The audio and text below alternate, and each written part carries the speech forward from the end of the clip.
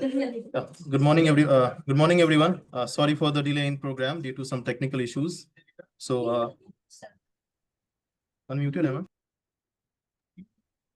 Mute this.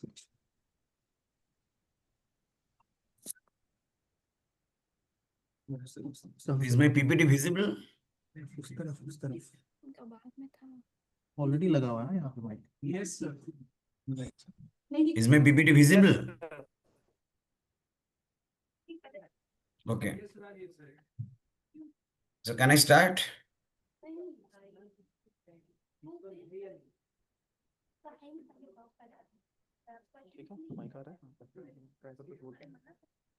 Hello. Hello. Am I audible? Is it okay? Am I audible? Yes. Am I audible? Is it okay?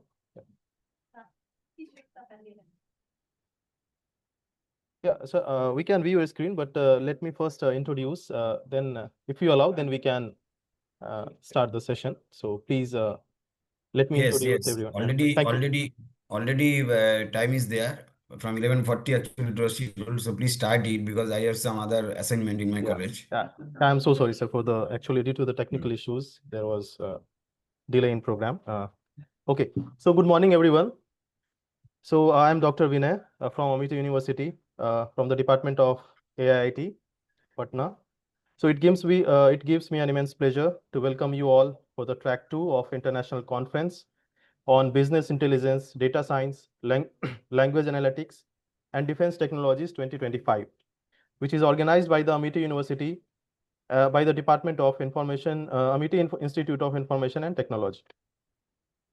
This track-themed management and technology brings together scholars, researchers, and professionals to discuss how technological innovation are reshaping management practices and driving new models of growth and decision-making.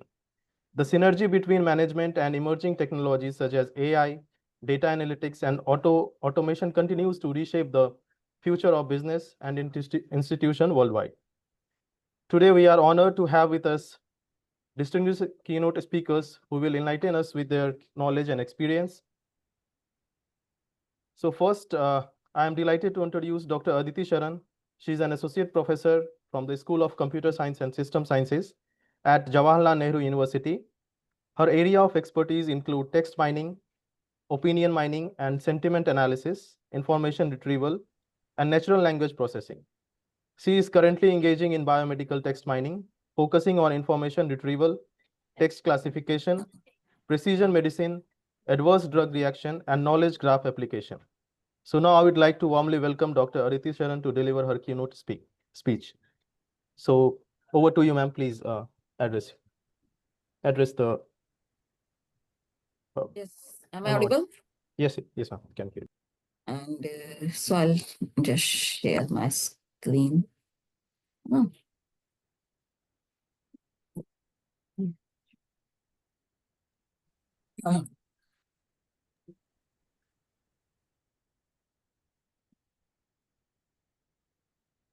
Just a minute. Also, so much screen.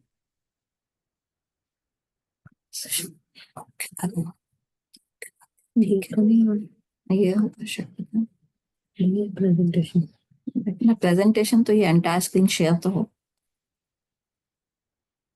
Yes, ma'am. Your screen is visible. You can start. Screen is visible? Screen is visible? Okay, so is my screen visible? Just a minute. We can view the screen of Dr. Rajiv Ghoshar. That is what now you have to, I think. Yeah. First. At a time only one will be allowed, no? That is what I was thinking.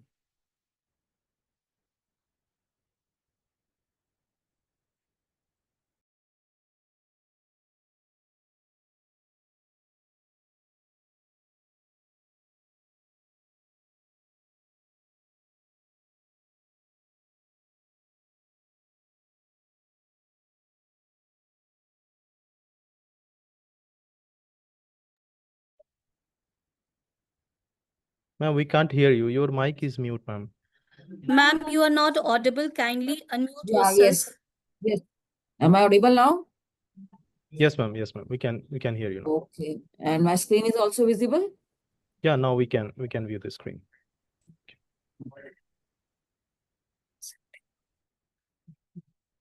Mhm.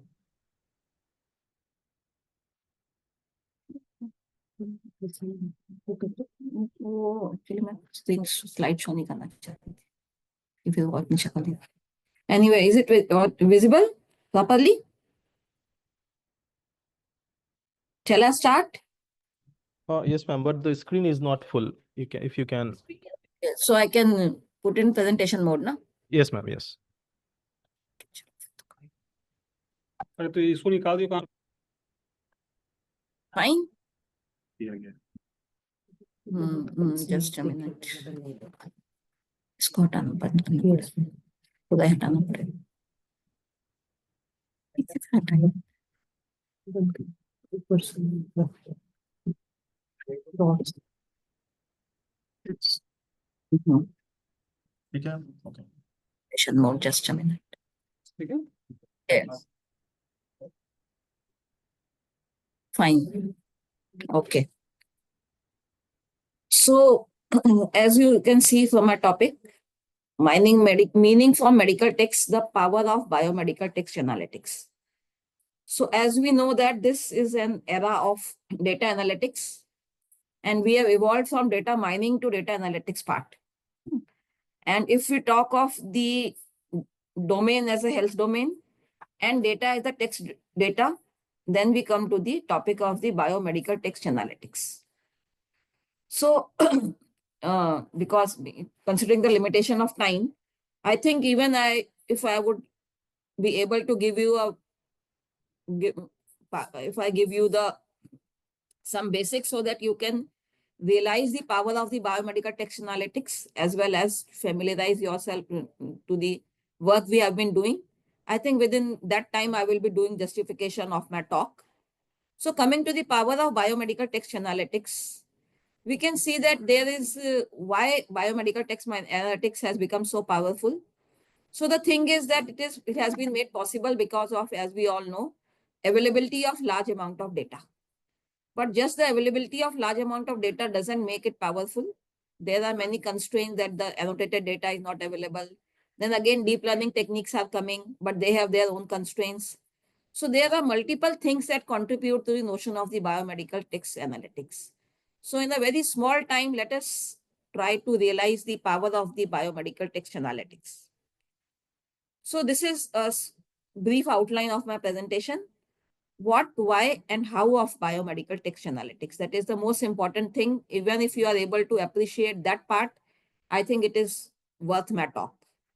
Then some of the applications of biomedical text analytics.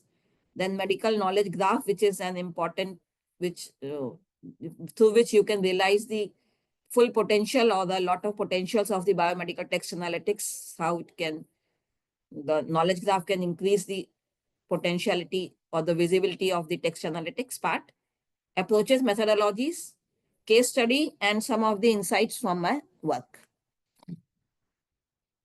So coming to why and what for biomedical text analytics, before knowing what is biomedical text analytics, it is very important to appreciate why do we actually require text analytics.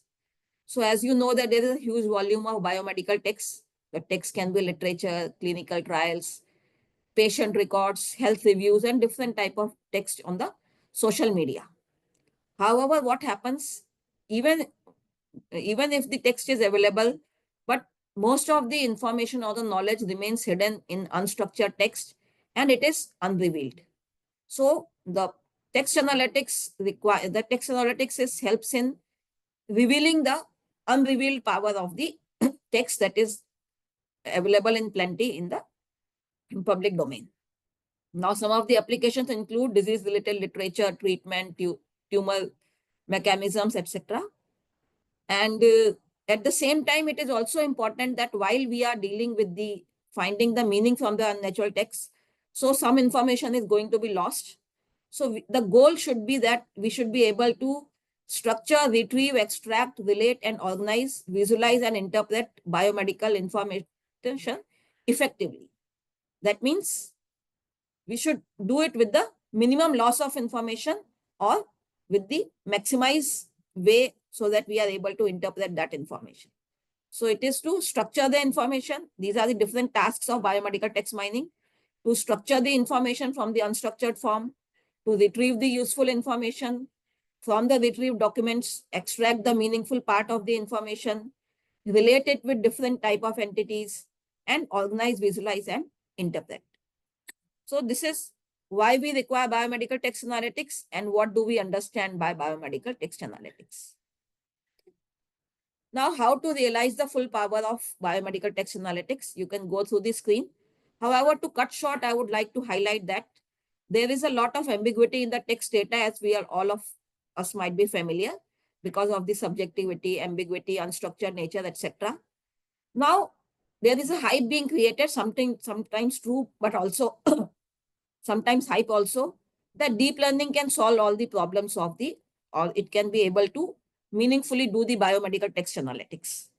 But all the deep learning techniques comes with a major constraint that these techniques have a black box approach.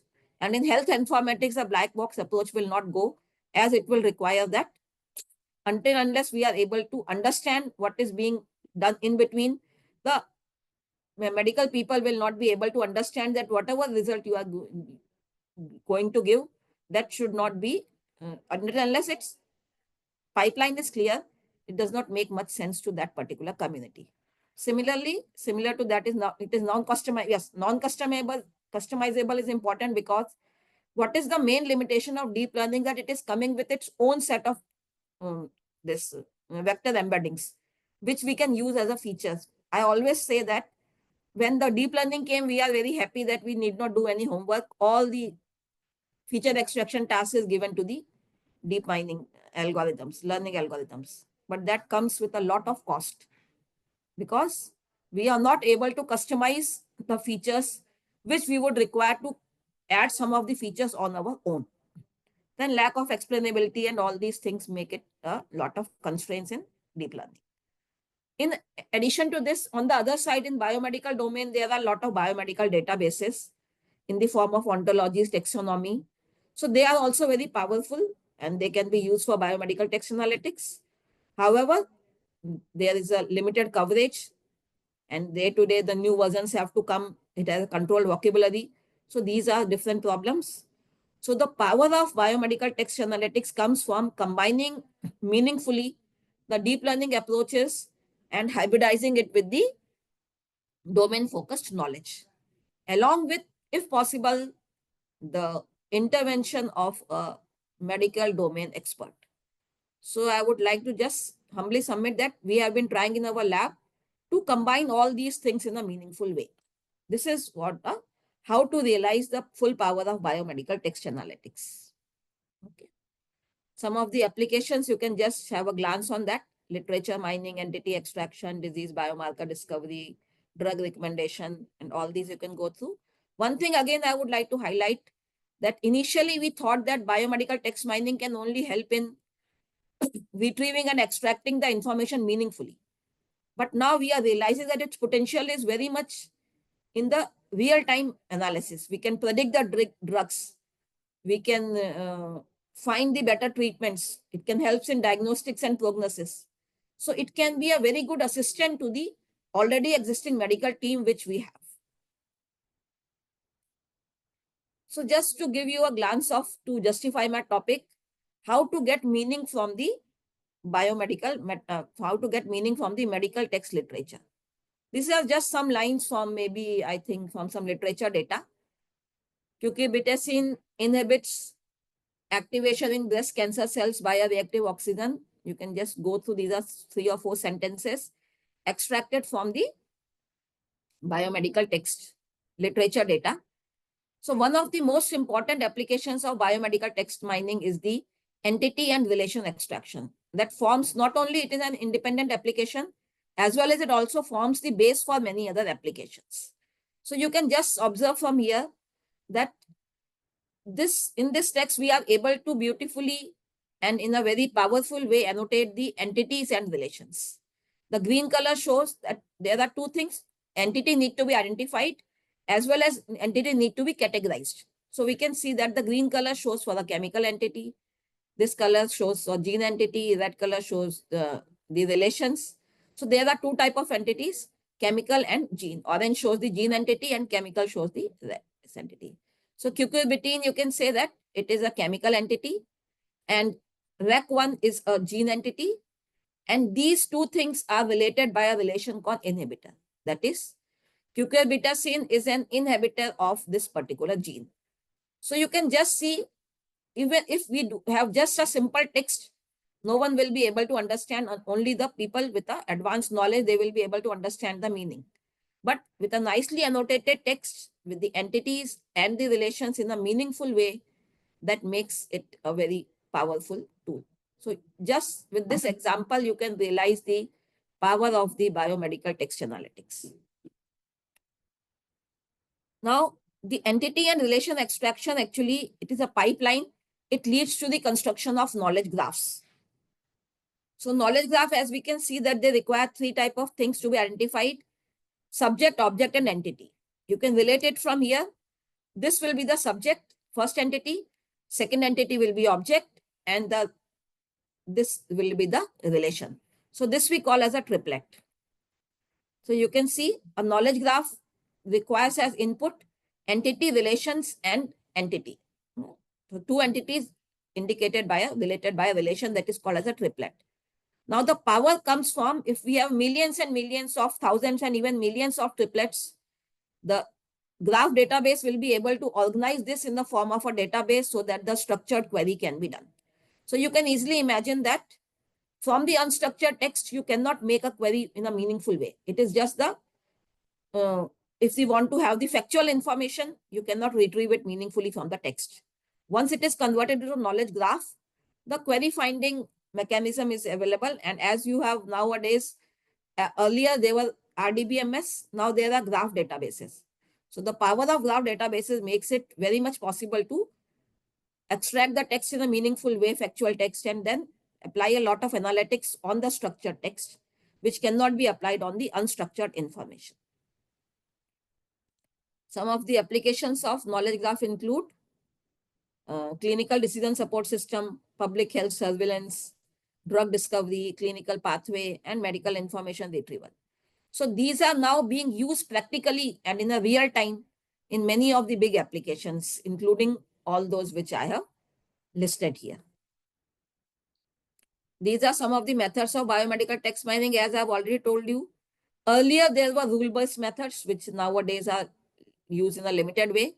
Machine learning or deep learning approaches, ontology-based approaches, but actual power comes when we hybridize all these three. Actually, still we can have some rules, some machine learning, some ontology combined in a meaningful way. That improves the accuracy and the context of the understanding. Okay.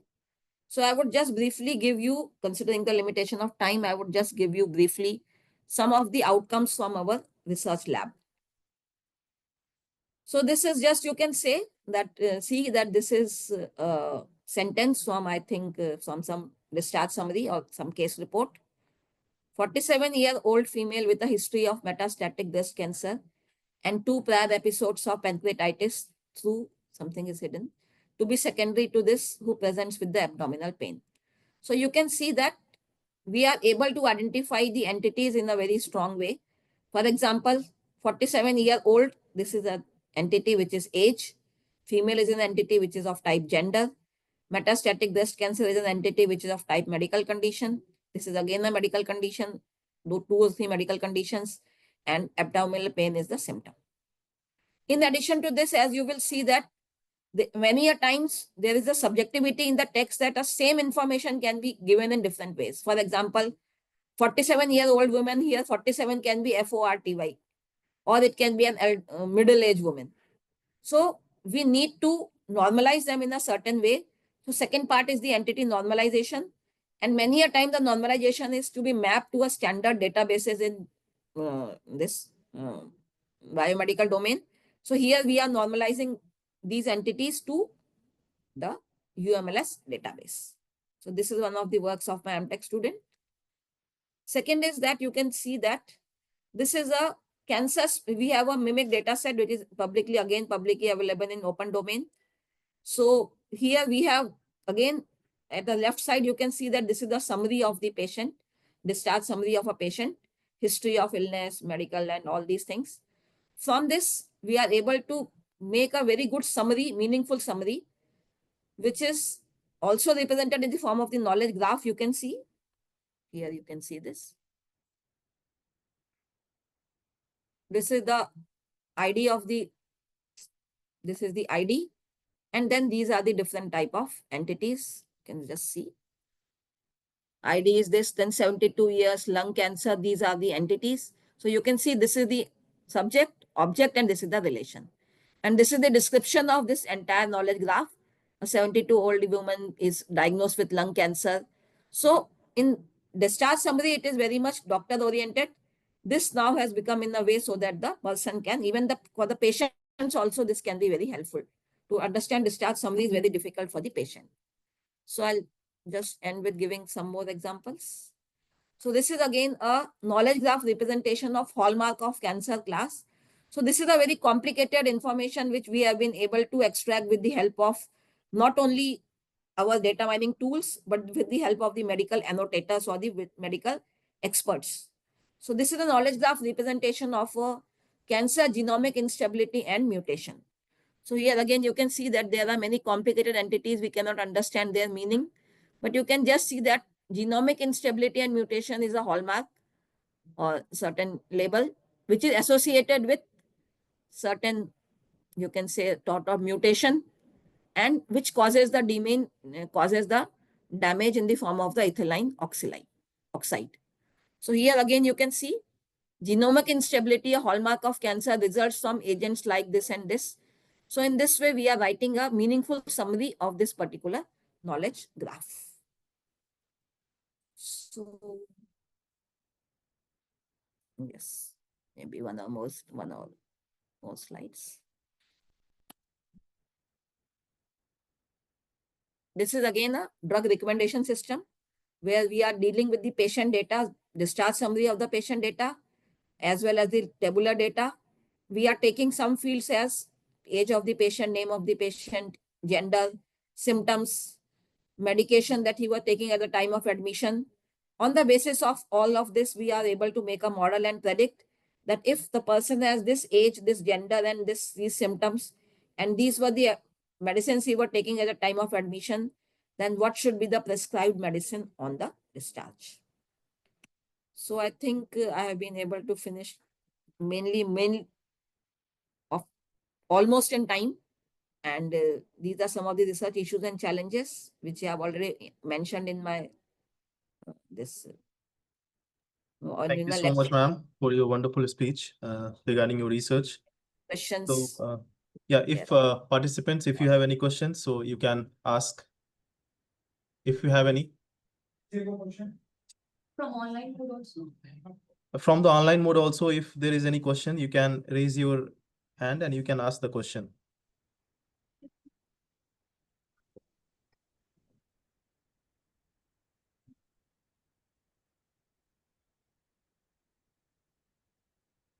No questions? Okay, so yeah, thank you. So on that note, we will conclude the keynote speaker speech. So thank you so much, ma'am, for your insightful and inspiring talk. So once again, I extend my heartfelt thanks to the keynote speaker, Dr. Aditi Sharan, ma'am. And so let us continue, explore, collaborate, and innovate as we move forward with the theme of management and technology. So I would like to take this opportunity to introduce the chair of the session, Dr. Nitesh Jangir. He is an assistant professor at Central University of Rajasthan. And regarding the presentations, so a gentle reminder to all the presenters, each presentation will be of 5 minutes, and 2 minutes will be allotted for the Q&A. So it's a sincere request to all the participants to kindly stick to the time limit so that we can ensure a smooth and engaging session.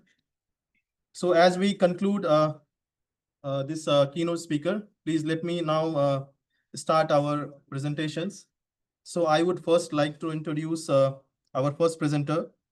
So the presenter name is Sri Lakshmi. And her topic will be, the title of the topic is Exploring Student Learning Styles Using K-Means and Linear Discriminant Analysis. So I welcome Sri Lakshmi to please present your paper whenever you are ready. Yes, sir.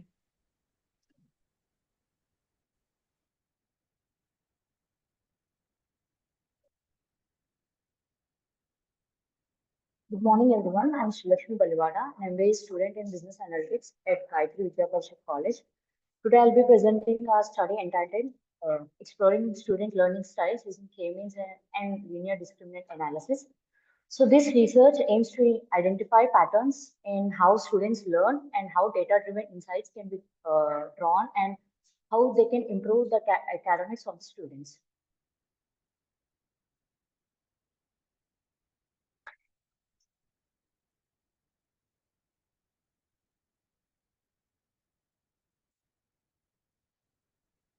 So coming to the background of the study, the student learning behaviors vary widely in confidence, communication, motivation, and all other aspects. So generally the traditional education often assumes all the students learn in the same way, but that's not true. Using machine learning, particularly the K-means, the unsupervised learning model with PCA, we wanted to uncover the hidden behavioral patterns and make sense of complex learning data in a meaningful way. So why do we have to make this study? What is the need of this? So while many studies discuss learning styles conceptually, few combine behavioral and also the academic traits using quantitative clustering techniques. So our study fills this gap by identifying the behavioral segments that can help educators design personalized learning interventions rather than a one-size-fits-all approach. So coming to the research methodology, we have followed a quantitative machine learning approach.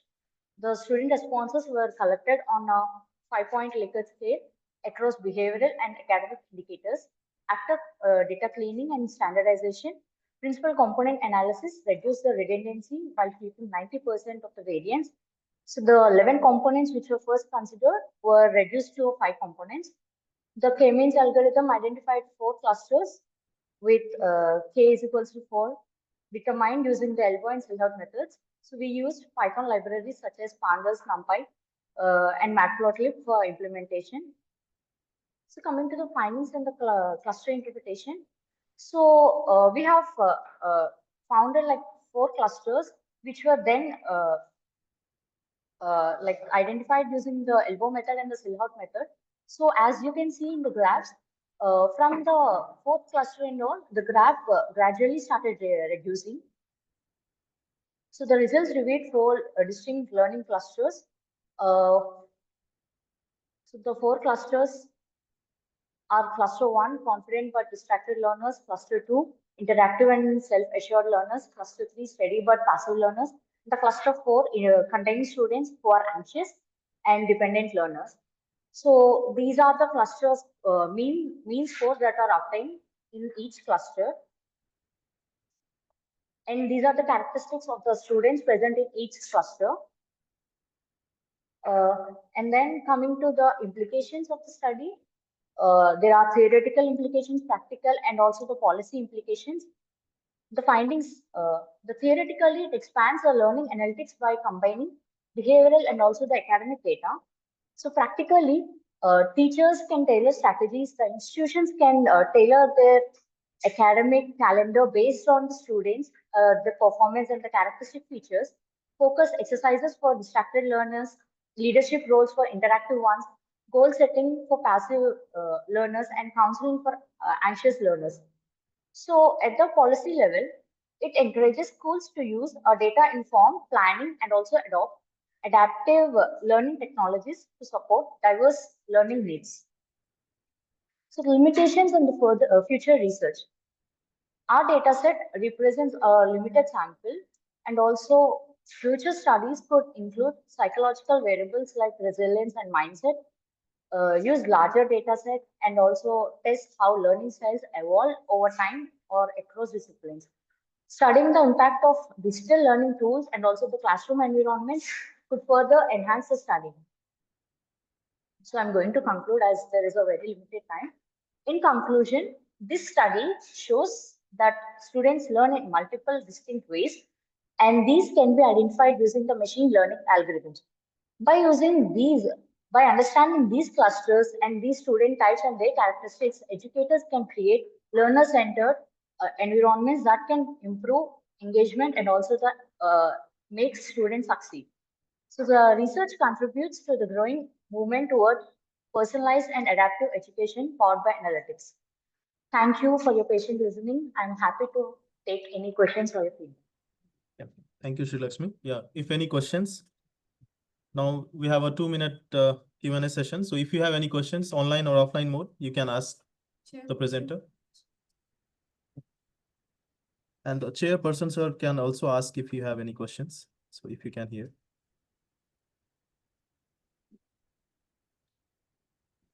Any questions? So can you explain what is the hierarchical clustering is there? What is hierarchical clustering? Sir, I couldn't get you, sir. Can you hear me now? Hello, am I audible? Yes, sir. So what is hierarchical clustering? What is hierarchical? Hierarchical clustering. Like we consider the clusters, sir, like in a mode, like we consider the top and all, sir. Okay, and you just mentioned like different clusters for different behaviors of the students regarding the learning. And suppose some student, if suppose some student exists in more than one cluster, then as per their behavior, then how we will handle it? I couldn't get you, sir. If suppose some student learning behavior exists in more than one cluster, then how you will handle that situation? We'll do discriminant analysis, sir. So can we explain some discriminant analysis? You know that what is a linear discriminant analysis? Yes, sir. Here we used linear discriminant analysis, so that we could avoid the overlapping of one cluster with another, sir. Okay, thank you so much. Thank you so much for your questions, sir. Any other questions if you have? Okay, so thank you so much, Sri Lakshmi, for your presentation. So now we will move to our next presentation. So I would like to invite Aditya Jha, and his topic is Universal Carbon Crediting Data Framework, UCCDF. Kindly, yeah, you can come and present it. Gap lo వెతికి చెప్పొచ్చు కదా.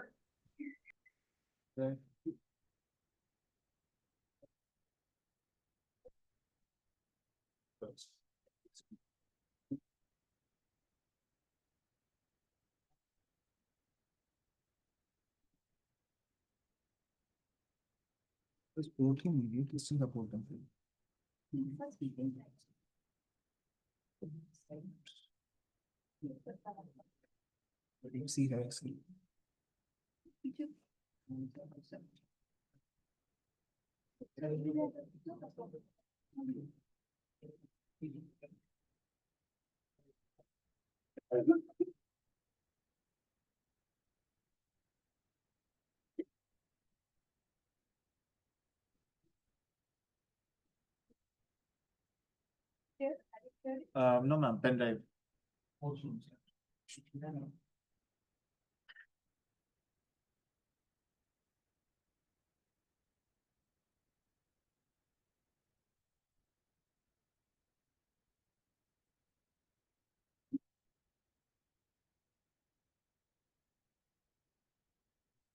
चाहिए sign का देखा आ रहा है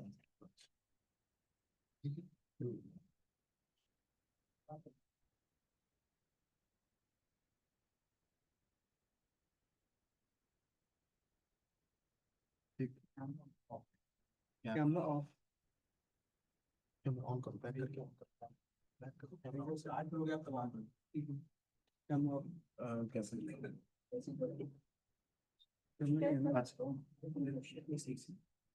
start करो और ऑन करना अच्छा अच्छा जहाँ की हमारी शेयर कर सकते हो जैसा तो वहाँ भी शेयर करेंगे तो दिखेगा दो आदमी हाँ दो आदमी जैसे करेंगे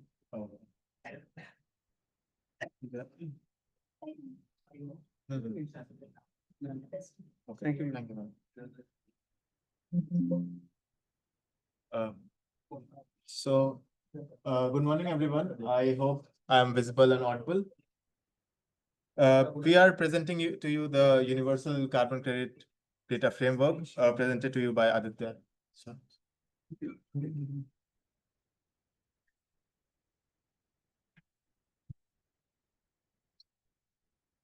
क्लियर नहीं हो रहा वेट नंबर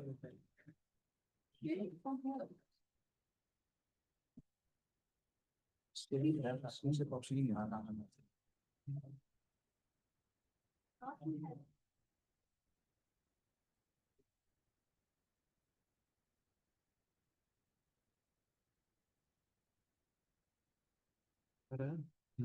ओपन करो वहां से कौन सा है पूरा स्क्रीन शेयर कर जिसे पूरा स्क्रीन शेयर कर दिया स्क्रीन है देखो share okay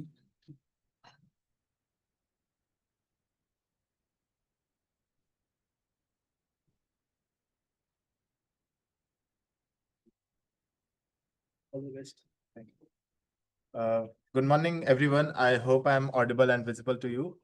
We are presenting to you the Universal Carbon Crediting Data Framework presented by Aditya Jha, IIT Jodhpur, and Akash Kumar from MIT University, Patna.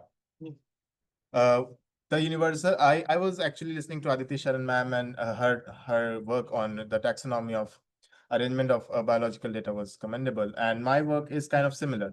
So the problem statement is related to voluntary carbon markets. What is the voluntary carbon market? Back in 1990, when America's industrial revolution was on high rise, carbon emissions was on high rise, acid rains were very frequent, and government had to need to keep up with the carbon emissions to save the country and save the world. Actually, they introduced the cap and trade mechanism, which essentially introduces you to a system where you can emit carbon only up to a certain amount. If you wish to emit carbon after that, you need to pay for it to get permits. If a company has a lot of permits which they don't use, then they can sell their permits to another company. And that was the first climate finance thing that happened. After that, a lot of countries introduced similar systems to actually save carbon emissions. But because there were many countries, 192 registered nations there are, and there are different laws, different borders, different tax laws, people faced difficulties in managing the carbon data. There was opacity and fragmentation issues. Data was very stagnated and fragmented, right? Then there was price issues. The economists predicted that if carbon data won't rise up to 100 euros per ton by 2030, then we won't be able to reach our goal that was held in Paris Agreement, which is 2 degrees Celsius per 2 degrees Celsius global temperature. And this is to solve this problem statement, we are introducing you to the UCCDF, which is essentially a framework of database. It introduces you to the 570 plus fields, 22 categories and 48 subcategories database model, where initially what happened, if you have to register a company, you needed to submit something called a document of 50 to 100 pages with all the details. But if now you will have to register a company, you will need to go with 4 tiers. First, the pre-registration, where you have project design, disclosures, socioeconomic data, and ecological due diligence data. The socioeconomic data and ecological data were used to be second. They were not given priority as much, but now with the UCCDF, you need to provide those data to have your company registered. When your company is running, then we come to tier 1, where validation, eligibility, project scale, and life cycle assessment is necessary. That way, we have similar 2 more tiers, which includes a company's birth to death cycle. And that way, we are actually holding companies accountable for their actions of carbon emissions. Now, examples of UCCDF, applications of UCCDF. First, it can be used in forestry projects. So example, let's say you are opening a plantation system, or you are opening a coal mine where people need to be shift at their homes, and trees need to be cut. You need to provide all of that data before you register the company, and we will arrange that data in a proper taxonomical format so it is easy to view and read. That data will then be accessible through API keys and Excel. So if a normal person wants to view it, they can. If a data scientist wants to view it, they can. They can analyze the data and trends, which will be of lot of help during machine learning and analyzing how we can improve. Similar with mangrove restoration, and these similar with clean cook stove, other initiatives like that. These are just the examples. Now, benefit and actual implementation. How do we implement it? Let me give you an example. Let's say you have a battery recycling firm. We will provide you with the technology. We are naming that technology as CTN, the Climate Trust Network. The battery is initially made. It will be converted into a digital NFT. The battery's data will be converted to a digital NFT. That NFT will register all of that data into our blockchain systems. And when the battery dies, all of that data will constantly be updated. So in blockchain, you cannot update or delete a data. It will be constantly rewritten, right? That is one of the implementation. But because of the current limitations of blockchain technology, we cannot actually make it in practical. So what we have designed is, so this is not in the slides, but what we have actually designed in the research is a marketplace plus a social media where you can put all your green actions, whatever actions you are doing for climate positive things, like planting a tree, or maybe opening a dog shelter, or maybe reselling your used clothes or books, which we usually throw in the dustbins, or which we usually throw to the recyclers. But then we will have a data of how much carbon did you save individually. That way, people will gain trust. And if you get to a certain amount of carbon savage, you will actually get a carbon credit, which will be a Bitcoin-based currency, and it's on the making. So it's the 2025 current implementation, which we can do. Now, what is the benefit of this UCCDF for the wider market?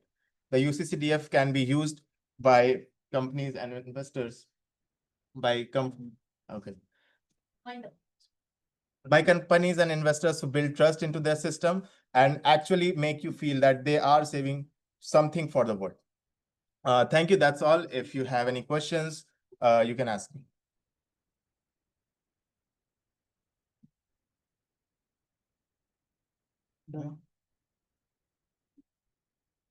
Thank you for your presentation. So, audience, if you have any questions, please ask.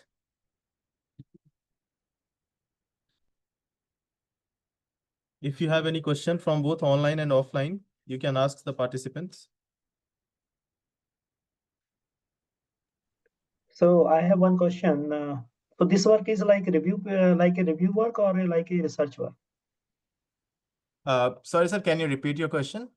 So this work is like review work or like research work? No, this is a research work. We have done research with around, in the research paper, there were around 119 references, and we have done an extensive research on how can we actually organize and implement the system into real world. So, and which framework is right now popular in India, which context to this carbon crediting data framework? So there are basically three kinds of basic like real framework that are in use. And it's not in India, but a global in the global market. First is the ICVCM, integrity carbon for VCM, which is voluntary carbon market. The second is World Bank's CAD, Carbon Action Data Trust. And the third one, I'm not actually remembering the name, but we have written it in our research paper actually. So for which kind of industry, that this kind of data is required, that for the regulations? Yes. Any specific industry? This kind of data will be required for all of the industries, especially if you see in the Europe, when you are planning to set up an industry or a company of any kind of, even if you are selling clothes, even if you are making something, anything, you will be required to pay a certain amount of carbon tax for every emissions you make. And this thing will be heavily implemented all over the world around 2030 to 2035. In Europe, it has already been implemented to a higher extent than every other place in the world. And what is the level of fine, that for industry if they're exceeding some limit in terms of Indian context? Any idea? What it can do for the Indian context? What kind of penalties are there? Or what kind Oh. of threshold for this carbon crediting data? Yeah, so there are, of course, official penalties in India as well, but in India, it is not really regulated because it's kind of easy to cheat on how much carbon do you emit due to lack of technologies and structure. Okay, thank you. Yeah, thanks. Thank you so much, sir. And thank you for the questions as well as thank you for the presentation. So now we will move to our next participant. So he will be joining online. His name is Uma Shankar, and the topic is the potential and challenges of technological literacy, the elderly and the digital age. So Uma Shankar, kindly, when you are ready, please share your presentation.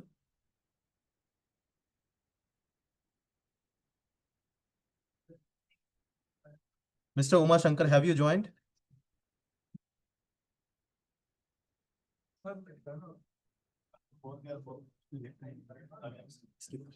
Okay, so we will move to our next participants. So the topic is the economics of vendor financing in artificial intelligence, growth, risk, and sustainability. And the presenter name is Shubhrant Suman. So yeah, thanks.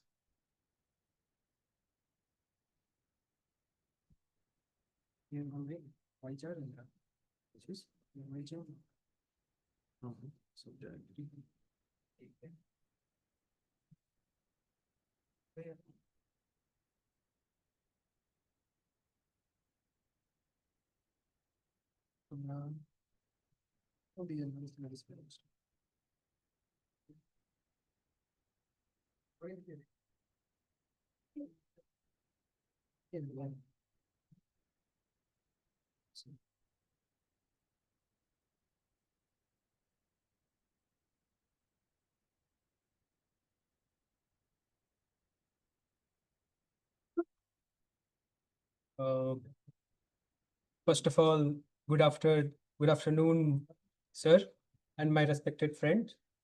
Is I'm audible? Let me know.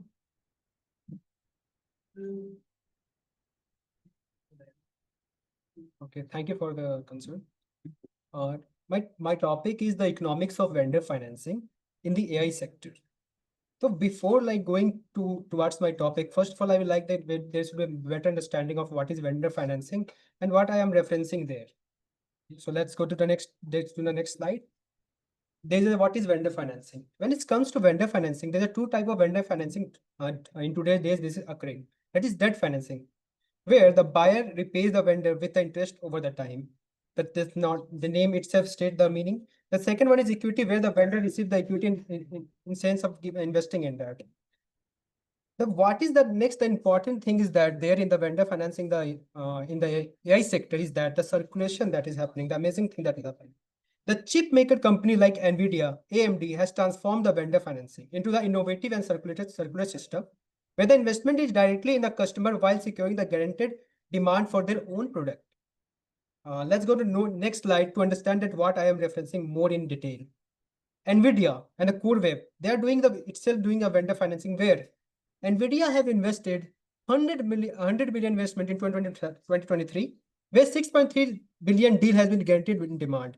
Here you can see that NVIDIA is investing in sense they're increasing their own sales and revenue, and here they're having a mutual benefits. And second point we can go NVIDIA and AI. AI is the new Elon Musk technology where NVIDIA is investing 2 billion in equity stake, and whereas they're asking AI to purchase the secure products from the sales of NVIDIA. The third one is the OpenAI and AMD, where they are doing equity linked vendor financing with itself, where they're financing it and asking them to do the collaboration and send their special chips only to the OpenAI. This is how the things has gone. And what is the circulation is there? Let me understand in the more back to the next backward slide. Here, the cheap investment is done on the investing the capital in the AI sector. Then they are building the infrastructure and build And then after that, they are purchasing the hardware and purchase. And due to this, they both have a mutual benefits. While doing this, the revenue has been increasing for the party get invested.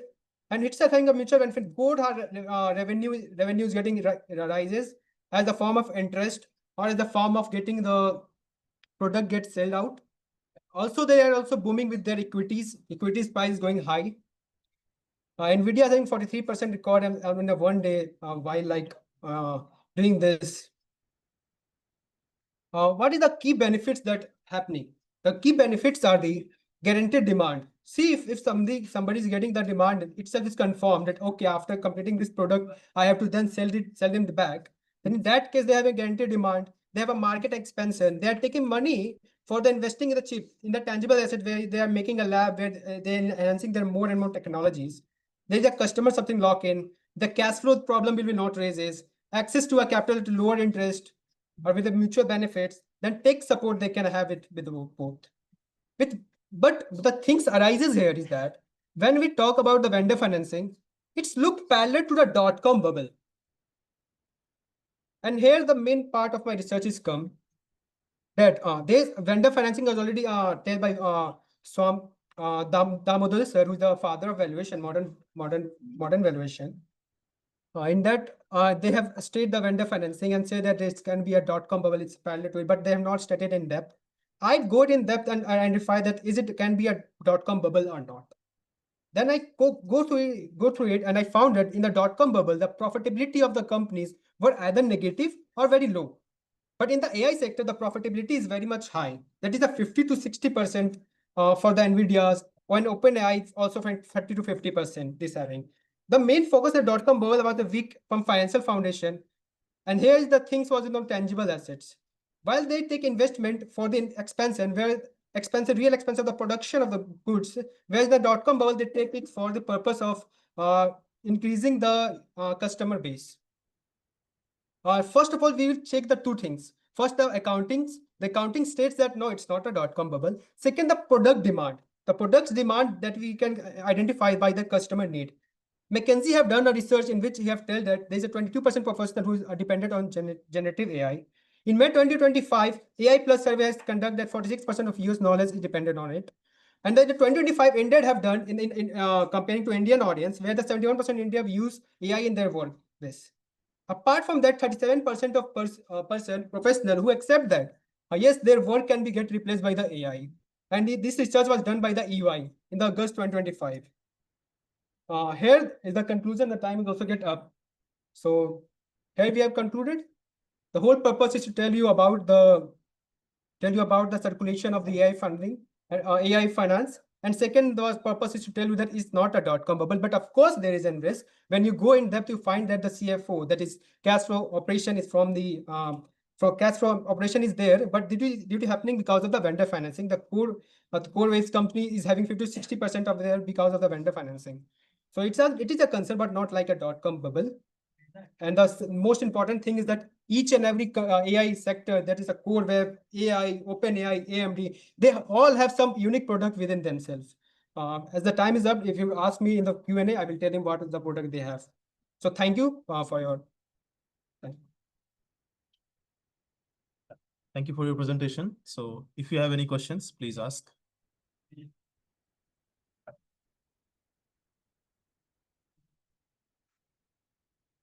Participants, if you have any questions.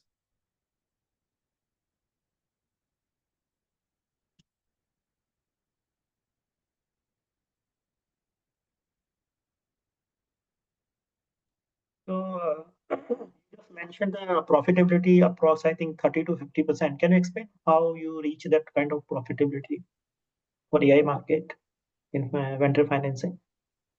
How that figure is reached, that 30 to 50%, how it is predicted? Actually, this is a presentation which I don't have a in-depth data, but in my research paper where I am doing the research, in that there was a research that actually tell that there's a one financing between the NVIDIA and the CoreVex, where the NVIDIA have given $2 billion for that, and they have asked them to buy the product of mine. So when you are investing in them and telling them product the buy, you are selling something, no? And when you are selling, you are generating revenue. and that revenue is either coming from the vendor financing, you are selling back to your investor. That's another thing, but you are selling them, but you are generating the profit. And that profit is the 50-60% of the core web's AI is generated from due to the vendor financing. Currently, I don't have that data, but I have in my research paper the data that said that yes, 50-60% of the revenue. Then I take the percentage that this is the total revenue, how much revenue the product will get sell at, and how it will comes back. This is how I analyze that 50-60% of the money will come back from the vendor financing itself. So this was the can you reason explain what is the meaning of GPU? You know that GPU. GPU, yes sir. The GPU, sir, yes sir. NVIDIA H100 GPU, yes sir. Can you explain what is a GPU actually? Sir, actually, sir, my core expertise I'm from a BBA finance student. So my core expertise is not in the AI sector itself. So No, like, but see, you are just use the context of AI market, okay? yes, So sir. I believe that if you just Yes, I mention use GPU it. in your slide, you mentioned GPU. So it's Sir, my suggestion, just please explore it as well as okay. Sir, actually, it's that NVIDIA product. There is H100 GPU is like something processing unit that is. Correct, So, you are right. so this is unit. So I don't have an in-depth knowledge, but of course I have this much. That is a special product of NVIDIA where they sell it, and it's a very unique. This H100 GPU is not having with the other sector that is CoreWave, XAI, OpenAI, AMD don't have this product. And what do you think? What other segments of Indian market may be benefited from the vendor financing other than the AI? Sir, we are a growing economy, and if you talk about ourselves, then our whole economy will depend upon the youth of India. That how the startup will be there, and when the startup will be then the startup will be the which factor in the AI or any other factor. Whether it's a normal commercial product where they will sell and consumer goods they will sell. If they from the initial stage they will analyze that how should we do a vendor financing. Suppose you are like a beverage company, like opening a beverage company. So you can have a vendor financing with the there's one company known as Varun Beverage who do the transportation. So if you do them and take the investment from the Varun Beverages and tell them sorry, Okay, got it. Thank you. Yeah. They can in this Okay, way thank they can help them. Hopefully, sir, your time was valuable with me. Yeah, and then we can start with the next session, please. Thank you. Okay, sir. Thank you, sir. Thank you for your presentation. So,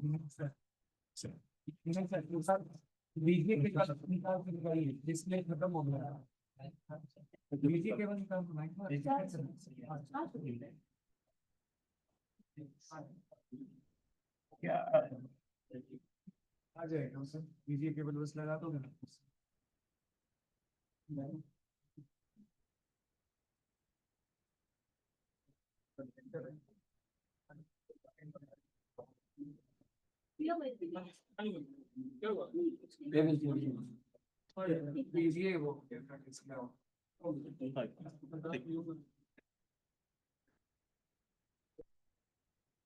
so thank you for your presentation. Our next presentation is on the topic of breaking barriers, overcoming obstacles in the workplace.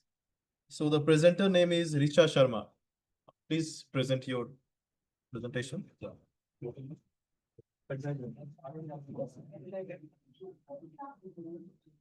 Arjun admit करो दो बच्चे को post होगा ना Shubham admit करो भैया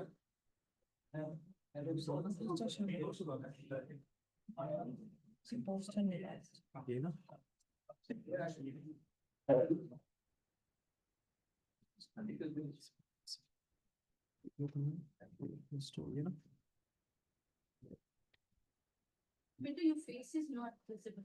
Yes. Camera for screen.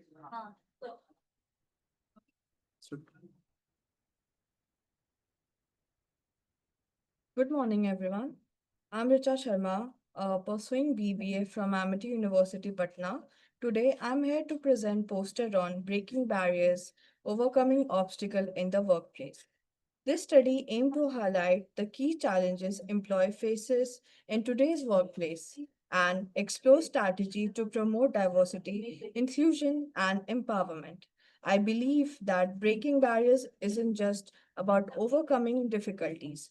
It's about creating a more equitable and inspiring environment where everyone has opportunity to thrive. Now, Let's just dive into our topic of our presentation. The study aimed to identify key barriers within workplace environment and development strategy that promote diversity, inclusion, and empowerment. By focusing on organizational and individual challenges, this research seeks to create additional actionable framework that enhance employee engagement, equity, and overall productivity. A qualitative approach was adopted, utilizing structure, interviews, and comprehensive survey to gather insight from employees across various sectors. You're giving good presentation. The data collected focused on identifying recurring obstacles such as bias, limited opportunities for advancement, and challenges in maintaining work-life balance. The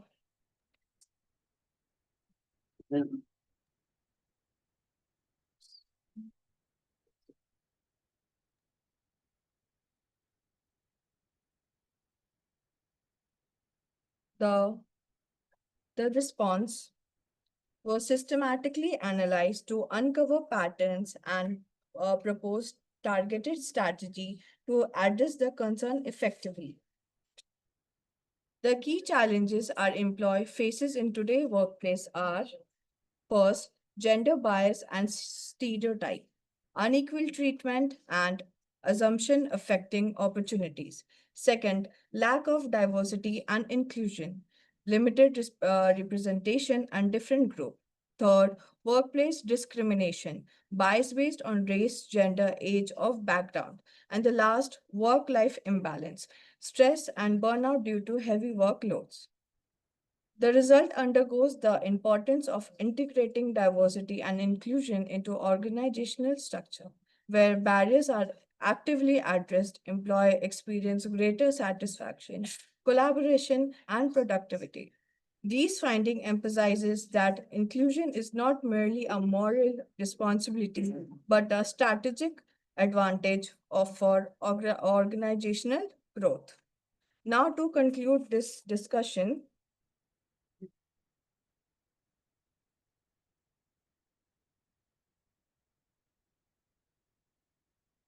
Overcoming, overcoming workplace obstacle is essential for building equitable and empowering environment. By applying exclusive strategy and addressing biases, organization can create sustainable process toward diversity, equity, and inclusion.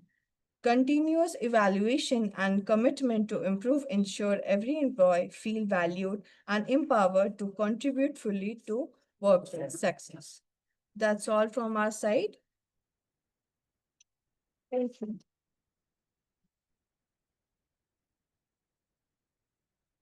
Thank you, Richa, for the nice presentation. So please, if you have any questions from the audience, online or offline both, you can ask the questions.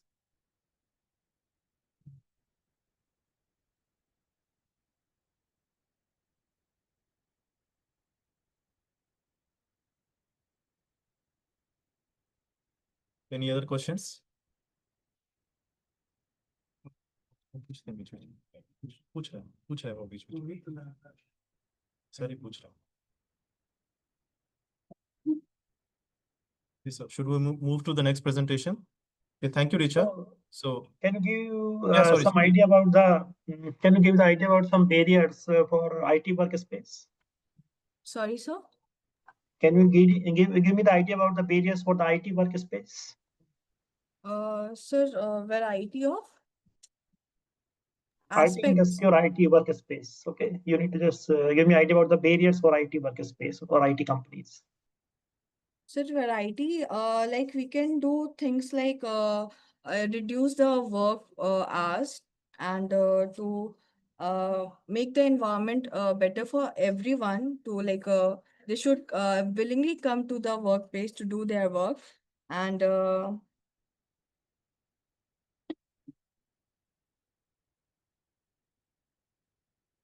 yes, sir. Okay, thank you. Thank you, sir. Thank you so much, sir, for the question. So now we will move to the next presentation. So our next presentation is on the topic technology in education, research and e-learning. And the presenter name is Prashant Kamal. Prashant Kamal? Okay, so he is not there. So we will move to the next presentation topic. So the next topic is Prashant Kamal. Prashant, Kamal. offline or not? Offline. Offline. Okay, so the next topic is digital governance in India, the role of information technology in transforming public administration. And the presenter name is Shuryans Kumar. So please present your.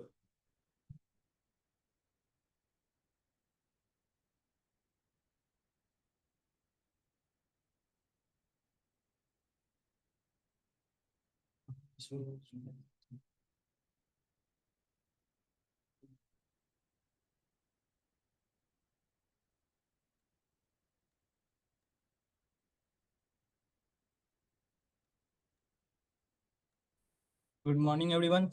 My name is Suryans Kumar, and today I will present on present a representation on a topic is digital governance and the role of information technology transforming public administration. So first of all, I would like to thank you all for giving me this opportunity. Introduction. Governments in India changing through information technology. It makes government work more transparent, efficient, and citizen-friendly. The goal moves from paper-based system to digital platform. Major step, Digital India Mission 2015, focus on citizen-centric governments. Evolution of IT in governments. 1980 start in computerization in government, railways, finance, and defense. 1990 use of ICT in administration after economic reforms. 2006 launch in National E-Governance Plan, NEGP created mission mode projects. 2015 Digital India Unfit Digital Government's Vision. The Digital India Initiative launched in 2015 aim transform India into a digital empowered society. There are three pillars of digital infrastructure Aadhaar, internet access, BharatNet, governments and service on demand, Umang, e-governments or e-district. Digital empowerment of citizens, PMG DISA or digital illiteracy. Key component of IT-enabled governments, Aadhaar and DBT, direct money transfer, fewer middlemen. E-Kranti, 40 plus digital project, e-passport, DigiLocker, income tax, or e-filing. Smart city mission, use technology for better cities. Management, e-procurement, GEM online public buying system, more transparency. IT and participatory governments. MyGovernments.in, citizens share ideas and feedback with government. Social media use for real-time communications and update. M-Governments app like Umang and Arogya Setu connect people with services.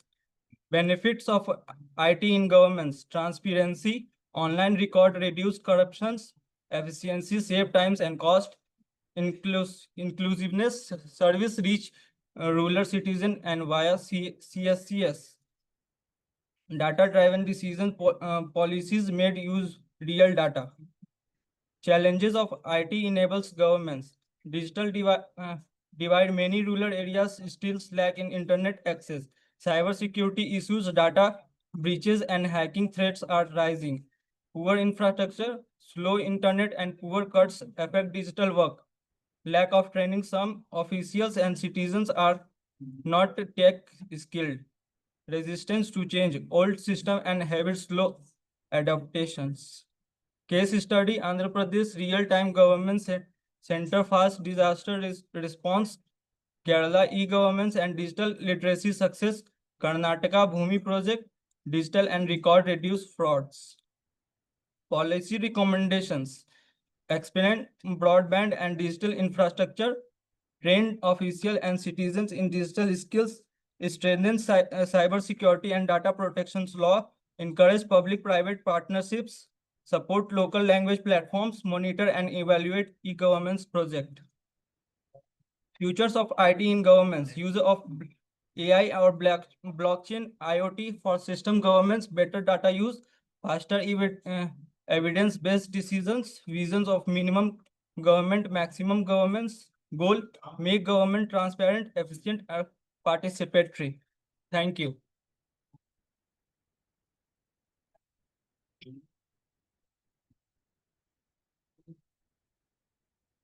Thank you. So now this session is open for Q&A.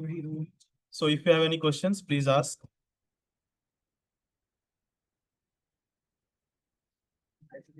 So what is the advantage of DBT? Yeah. Advantage and disadvantage of DBT schemes, you know that in e-governance? Sir, advantage and disadvantage. DBT, poor specifications or lack of infallibility. Disadvantage or advantage. What is DBT actually? What is DBT actually? Sorry, sir, I can't. What is DBT? What is DBT? DBT. You mentioned in your slide na DBT. Direct benefit transfer. So what is the advantage of this methodology, DBT, in e-governance?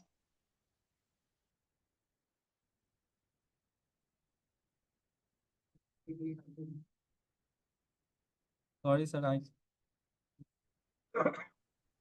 And can you explain cyber security for e-governance? You know that why it is important? cyber security is protect the data from threats or threats or hacker from or hackers. Okay, thank you. Thank you, sir. Thank you so much, sir, for the questions. And thank you for the presentation. So now we'll move our next for the next presentation. So the topic is digital frontiers, the role of information technology in the growth of e-commerce in India. And the presenter name is Harsh Raj. So please present your presentation.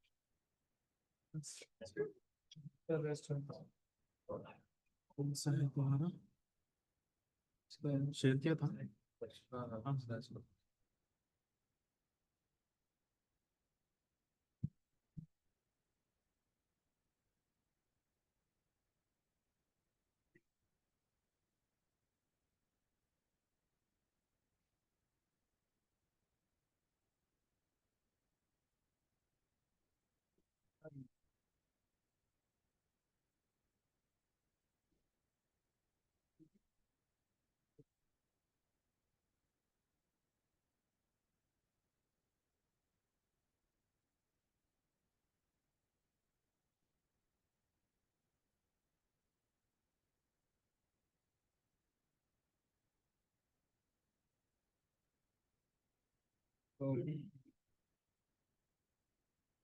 Good morning to all of you. I am Harsh Raj, going to tell you about digital frontiers, the role of information technology in the growth of e-commerce in India.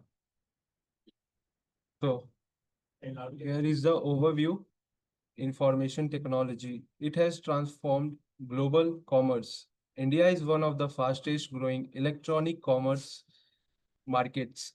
Digital tools like UPI, cloud computing empower both small and large businesses. And government programs like Digital India, Startup India, and Make in India boosted innovation. And the challenges are cybersecurity, logistics, and digital divide. So, IT is the driving force behind innovation, inclusion, and sustainable growth in India's digital economy. So, we will talk about the rise of IT in India. So, in 1980s, IT growth began with technology parks and economic liberalization. After that, in 1990s, new economic policy was encouraged. Foreign direct investment. In 2000, IT spread in governance, education, and commerce. And from 2015 onwards, Digital India Mission expanded broadband and digital literacy. This created the foundation of India's e-commerce boom. So, evolution of e-commerce in India. Early stage, platforms like IndiaMart, eBay, Rediff Shopping started the trend. Low internet penetration and trust barriers limited growth. Growth stage. That was from 2010 to 2015. Flipkart, Snapdeal, and Amazon India gained popularity, and hence cash on delivery built the customer trust. Digital transformation stage, which was 2015 and to present. UPIs like Paytm, PhonePe revolutionized the payment. COVID-19 pandemic accelerated digital shopping. India's e-commerce market expected to reach USD 200 billion by 2026. So role of IT in e-commerce, infrastructure and connectivity like high-speed internet, 4G, 5G networks and cloud computing, digital payments, UPIs, Beam, Google Pay, Paytm promote cashless trade, artificial intelligence and data analytics, personalization, chatbots, demand forecasting, cyber security, two-factor authentication, encryption, and blockchain user data. And after it, supply chain management, global positioning system that is called GPS tracking and enterprise resource planning system improve delivery. So government initiatives and here Digital India, which was introduced in 2015, it expands digital access to e-governance. And after that, Startup India promotes innovation and startup growth. Make in India encourages domestic manufacturing and supports micro, small, and medium enterprises. National policy on electronics strengthens local electronics manufacturing. Open network for digital commerce creates an open digital marketing linking barrier sellers and logistic providers. And impact boosts gross domestic product and attracts foreign direct investment, creates jobs in logistics, customer service, and digital marketing, empowers micro, small, and medium enterprises, promotes financial inclusion through digital banking, challenges cybersecurity threats, data privacy issues, digital divide between urban and rural areas, market monopolization by large players. Now, because of time, I am going to mark my words. Thank you. Very good. So if you have any question, you can ask me.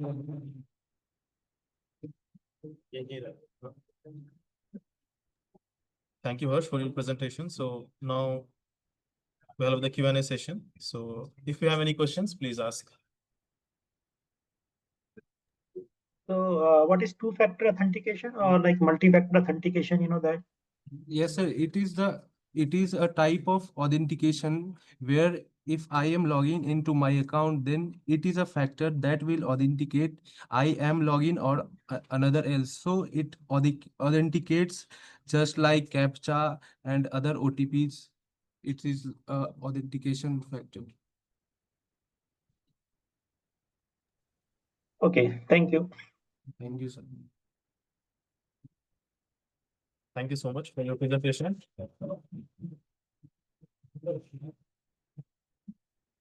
So now we'll move to our next presenter.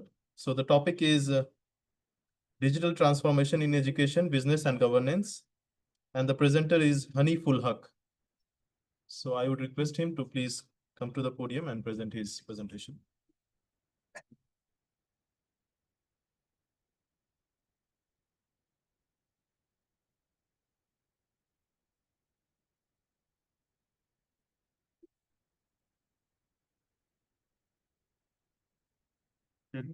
Yes.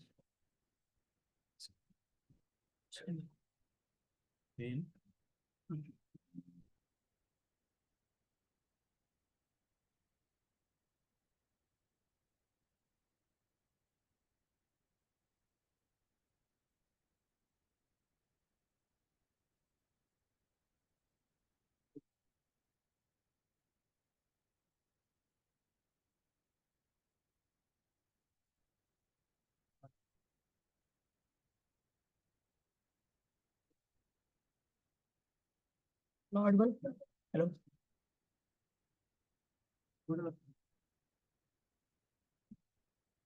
So good afternoon, panel members. This is me, Adarsh, standing with my two teammates in front of you to give a brief presentation on the topic that defines the direction of a nation's growth, that is digital transformation in business, learning, and governance. India stands at the front foot of a powerful digital revolution with over 850 million internet users and 88% mobile penetration. Our country is rapidly evolving into digital empowered society. The revolution is not just about technology, it's about transformation. It's changing the way we learn, the way we govern, the way we interact with each other. Let's explore this transformation by shaping India's future across these three vital sectors.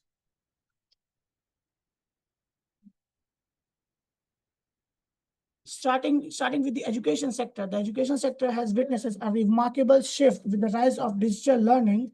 Platforms such as Unacademy and Diksha have made quality education accessible to millions, even in the remote and the rural areas.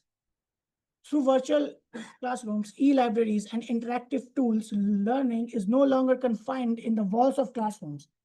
Students can now access lessons anytime, anywhere, and in multiple languages.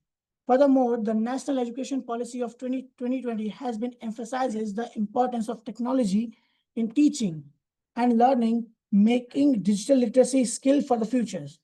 In short, education is today more flexible and technology-driven than before. So, for the further explanation, I would like to call my friend Mr. Haniful Haq. Good afternoon, everyone. Next, let's look at how governance has evolved through digital innovation. Under the Digital India program, the government services that once required multiple visits to government offices and long queues can now be accessed with just a single click.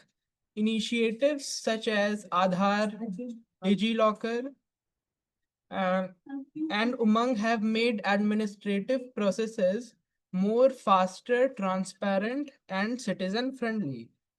The DBT, or the Direct Benefit Transfer System, is yet another major achievement through which our government have transferred more than 2.5 lakh crore directly to our citizens, hence eliminating the need of middlemen and reducing corruption. Digital governance has thus become a symbol of empowerment for the common citizen. Moving on to transformation in business. Digital technology has redefined how companies operate, whether it is a multinational corporation or it is a small neighborhood shop. Small businesses are now using digital platforms like Shopify and WhatsApp businesses to reach new customers online. The Unified Payment Interface, or the UPI revolution, has made India a global leader in digital payments, handling over more than 10 billion transactions every single month. With more than 100 unicorn startups, India's business ecosystem is now driven by innovation, entrepreneurship, and digital inclusion. This transformation has made the Indian economy more dynamic, competitive, and globally connected. However, there are still some challenges that we face. We still face infrastructure limitations, especially in rural areas. We still face a widening digital divide and a shortage of digital skills. Bridging these gaps is essential to ensure that digital progress reaches every section of the society. Only then we can achieve true inclusivity in our digital journey. Now, my teammate Shadab will further brief you about the future of digital innovation and to conclude our presentation. Good afternoon, everyone. Now look at the future vision 2030.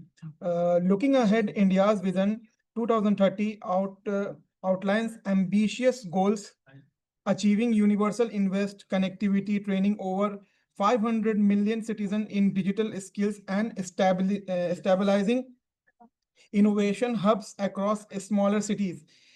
Initiatives like BharatNet, Startup India, Skill India, and Make in India and are driven this vision forward, connecting technology with opportunity.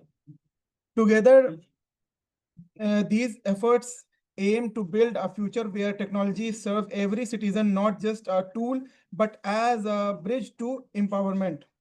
So overall conclusion is to conclude digital transformation is far more than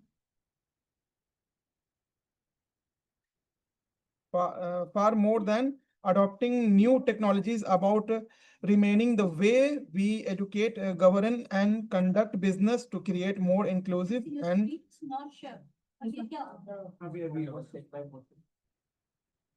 thank you.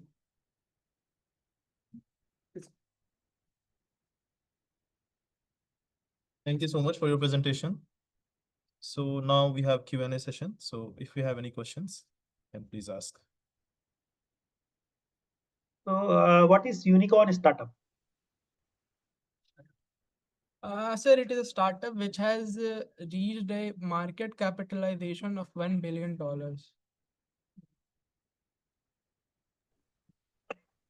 And what is cloud computing? Cloud computing, sir, like it is like a digital infrastructure in which uh, data are stored. Okay, thank you. Thank you, sir. Thank you so much. Thank you for your presentation. And now we move to the next topic. So the next topic is autonomous drone navigation using computer vision and AI. And the presenter is Vivek Raj. Vivek Raj, please present your poster.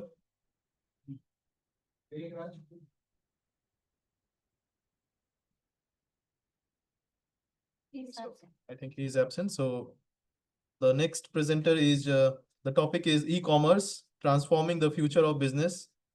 And the presenter is Gulam Hasnan. Gulam Hasnan is absent. The next presenter is the impact of the topic is the impact of automation and AI on organizational management. And the presenter is Amartya Shivansh. Is he there? Okay, so the next topic is digital classrooms and beyond, technology's transformative role in Indian education. And the presenter is Pawan Kumar. Yeah.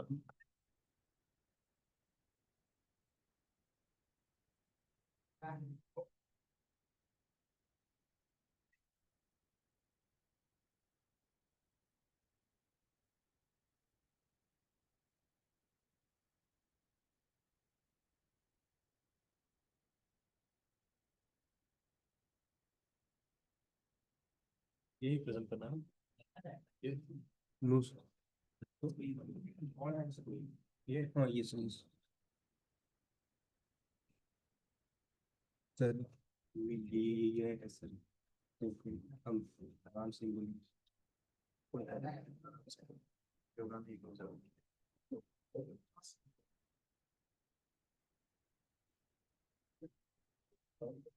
yes ये तो सही तरह से वो कर वैसे ready है क्या रेडी है हाँ बस ऐसे करके दूसरा कर Good morning, sir. My name is Pawan Kumar. Today's presentation is digital classroom and beyond. And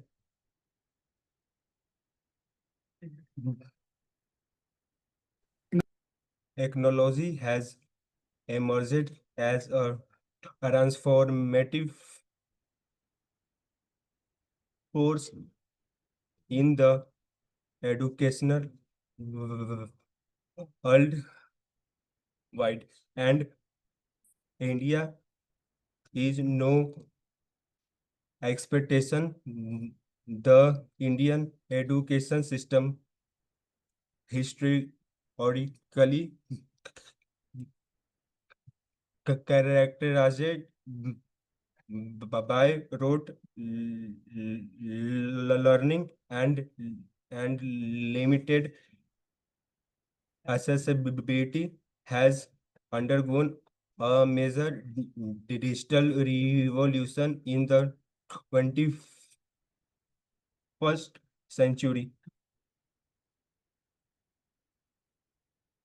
and government initiatives and policies are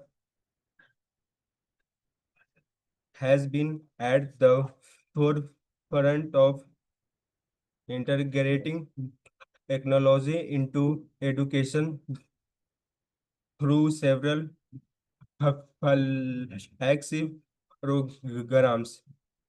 First, the Digital India Initiative I am Iksha and many more.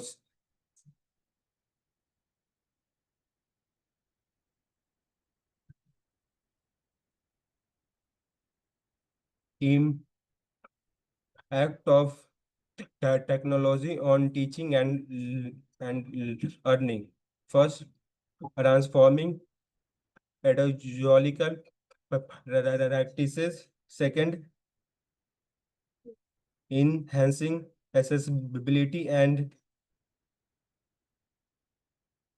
inclusion. Third, promoting lifelong and flexible learning, teacher empowerment, assessment and feedback mechanism, technology during and after the COVID-19 pandemic are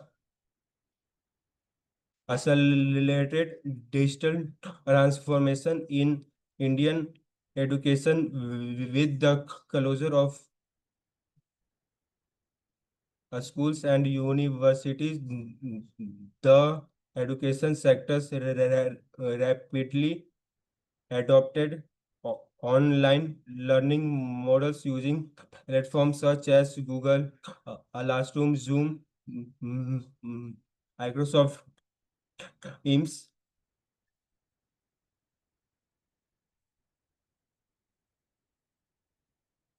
According to UNICEF report, nearly half of India's students had access to remote learning during the pandemic, exposing a digital divide between urban and rural areas. Nevertheless, the crisis also catalyzed innovation. Teachers learned to use technology, creativity, and institution began developing blended learning models, combining offline and online methods.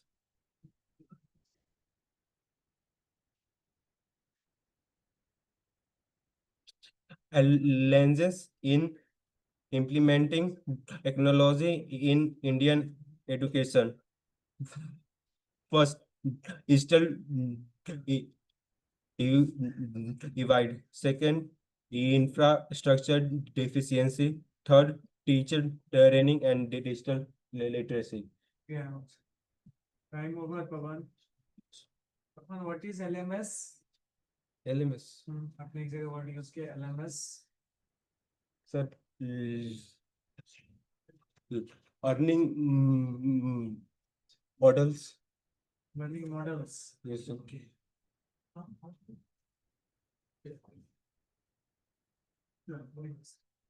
Any question, anyone? Thank you, Pawan. Highly appreciated. Thank you. Thank you so much, Pawan, for your presentation.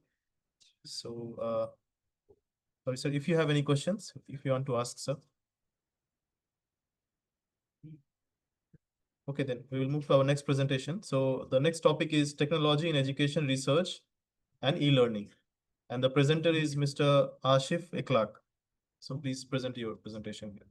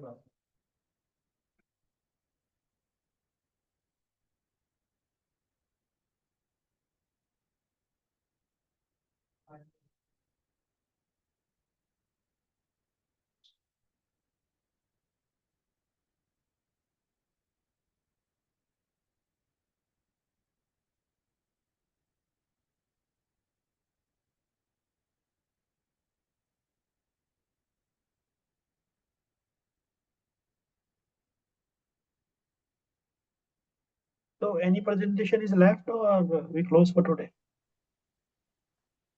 Yes, sir. We have just two presentation left, sir. Actually, we are transferring the data. So sorry for the time. So if you can, just 1 minute, sir.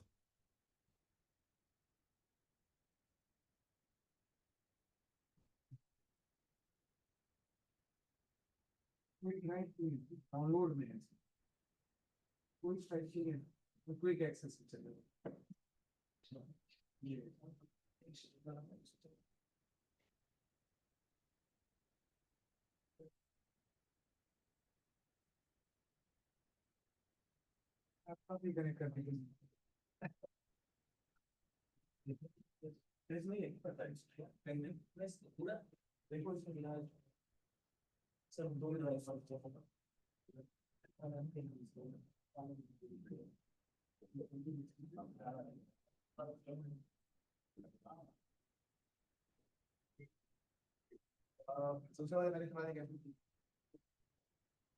Yes, sir.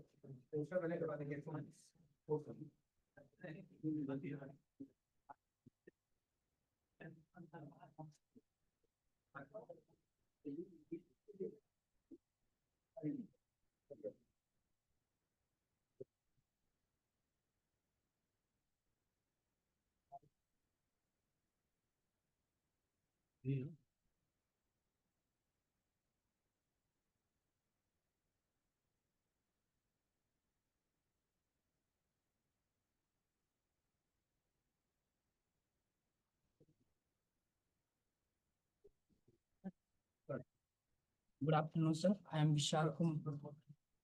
Good afternoon, sir. My name is Vishal Kumar, and then today I am going to present our PPT on technology with my team. All of you are familiar with the AI and how it is evolving, especially in the field of education. Compare the past, the way of learning and completely changed. Today, almost everyone is using AI in education also. Let's see how can efficiently to AI to use in the education field. So hello everyone. So let's move forward and let's see some AI tools which are right now trending, and as a student or as a professional, we should use them. First one is Google AI Studio. Google AI Studio is basically a vibe coding platform which allow you to make professional full stack based applications. And the second one is Google Notebook LM. Google Notebook LM is basically your study buddy. It have a dashboard which contain almost everything which a student or a working profession needs to research and learn something new. Okay, and but there is a very small limitation. You can only upload around 50 files, but that's not a very bad limitation.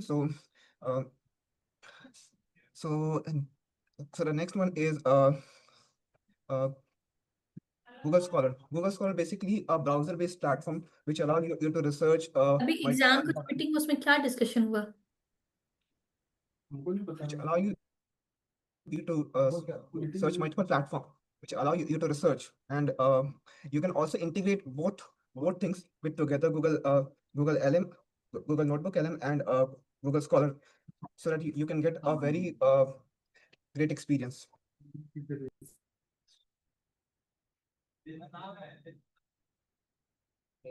And the next one is AI that teaches and learns. ChatGPT acts as a virtual tutor, helping students understanding concept. Assists in drafting essays, solving coding problems, and summarizing notes as teachers generate quizzes, assignment, and study material. Promotes independent learning and creative among learners. Technology in research.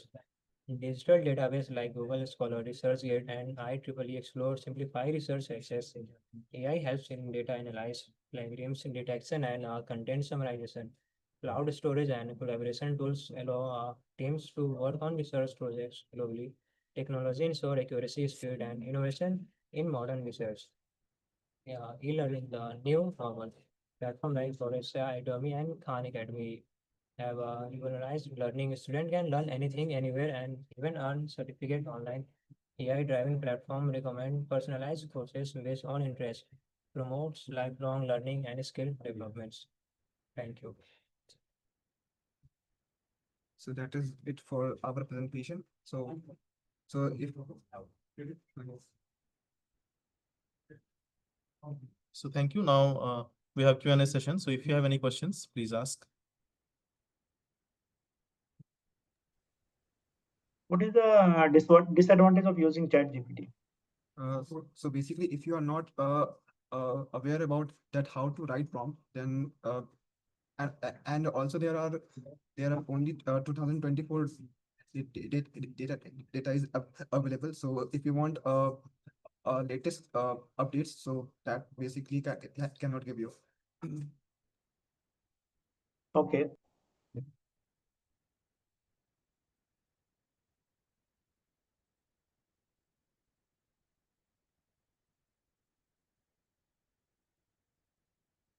So is that okay, sir? Now, so any other questions? Yeah, you can proceed. Thank you, sir. Thank you for the presentation. Then our the last presentation, the topic is reshaping the future with quantum computers, and the presenter is Panishwar Lal. So please present.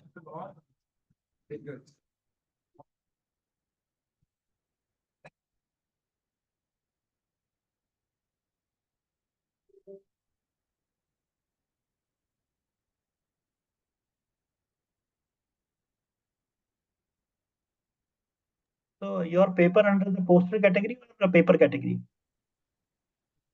Poster, no? It is poster.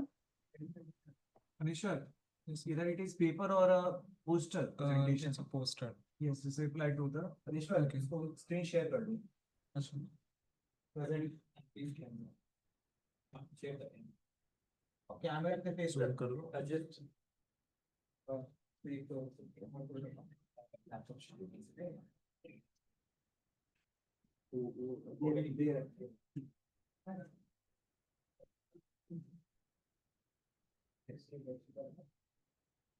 देखो इसमें देखो क्या issue आ रहा है.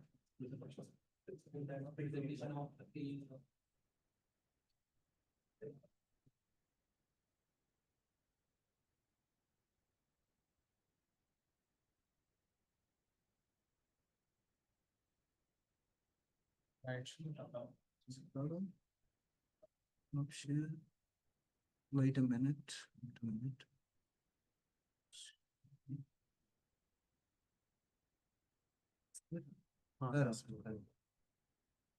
So in one,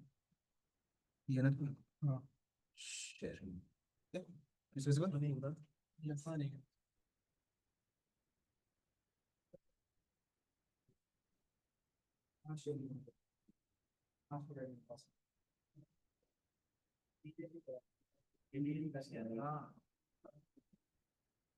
ये वाला पहले से ऑलरेडी शेयर चल रहा है ना, इसको ऑफ नहीं किया इसने.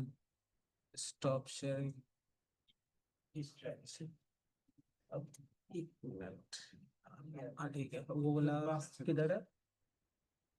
शेयर के ऑप्शन पे जाओ, शेयर पे जाओ, यहाँ पे ना शेयर किधर है ये? zoom पे जाओ, zoom शेयर स्क्रॉल करो।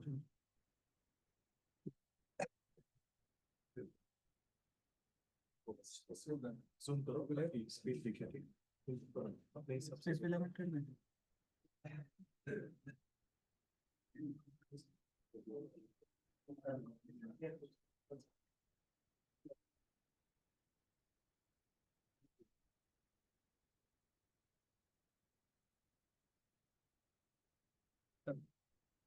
A very good afternoon to everyone present here. I am Panishwar Lal from BCA Section A. I'm gonna and I am going to represent my poster on reshaping the future with quantum computers. So, starting off, what is a quantum computer at the first place? A quantum computer is a very different device from a traditional computer. A traditional computer it stores data in form of bits, which can be in a single state at once, either 0 or 1.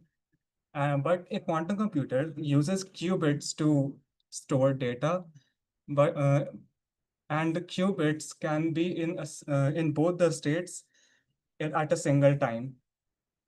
So this advantage of quantum computing can be used to solve a lot of different problems, uh,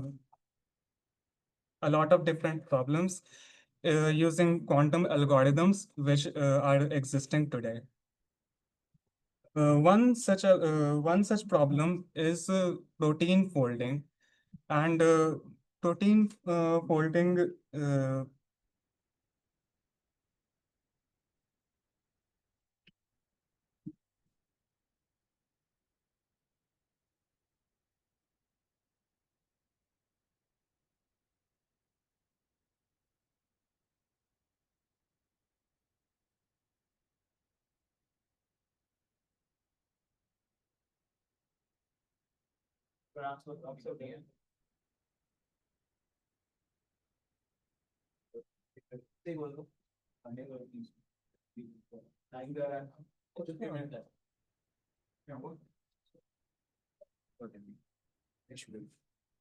ठीक है, scroll नहीं हो पा रहा, scroll नहीं हो पा वैसे ही रहता, आप स्क्रीन पे देख के पढ़ लो, स्क्रीन पे देख के पढ़ लो।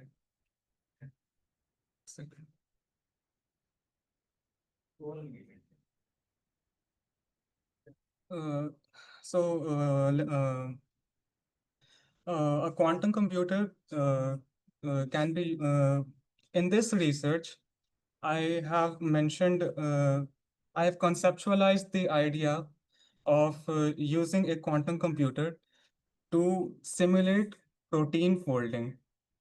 Now, to simply mention protein folding, it is the 3D structure which a protein takes due to external forces such as electrostatic force and the forces applied by hydrogen bonds due to and molecular forces which are present between the amino acids the in the chain of amino acids in a protein.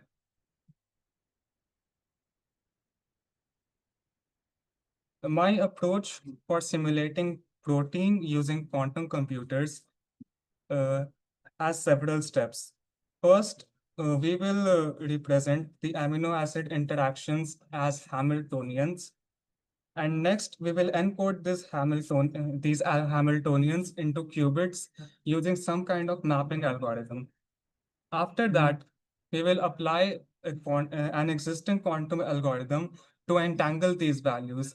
And finally, we will use a transformation function to get our required values. Using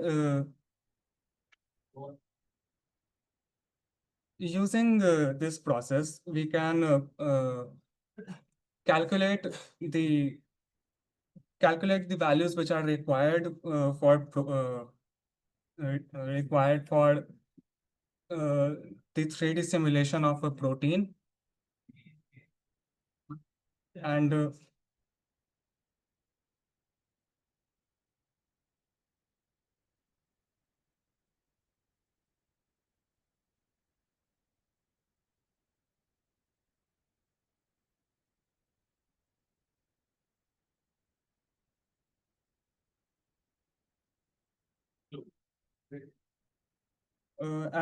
finally, for the conclusion, I would like to say that this is just a conceptualized idea, and the protein simulation could help us in many ways.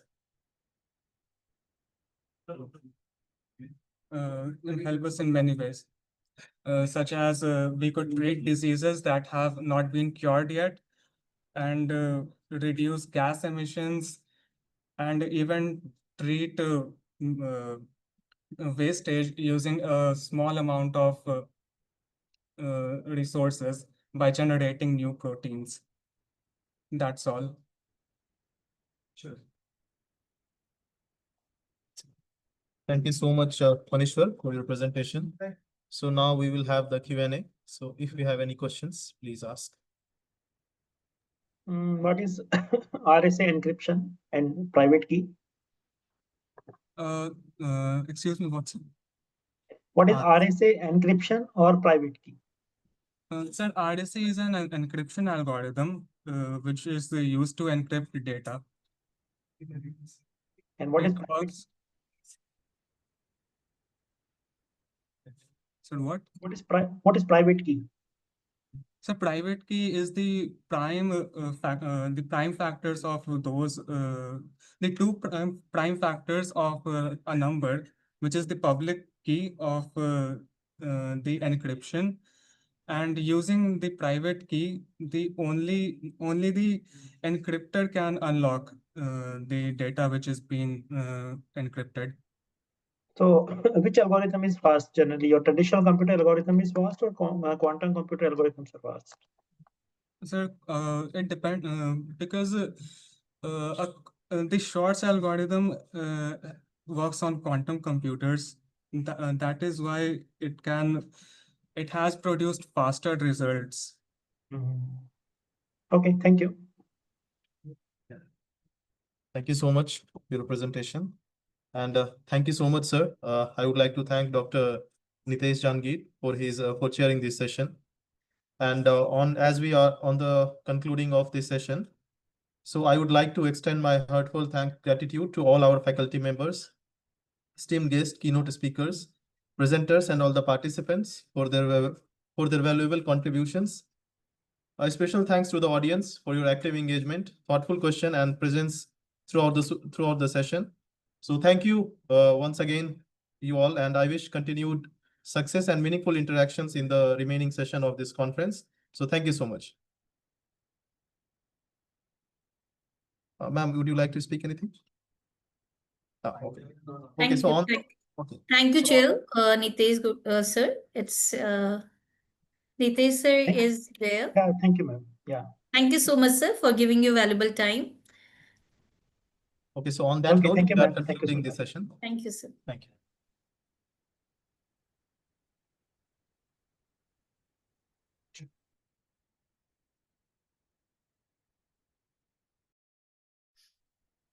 और आप क्या कर रहे थे?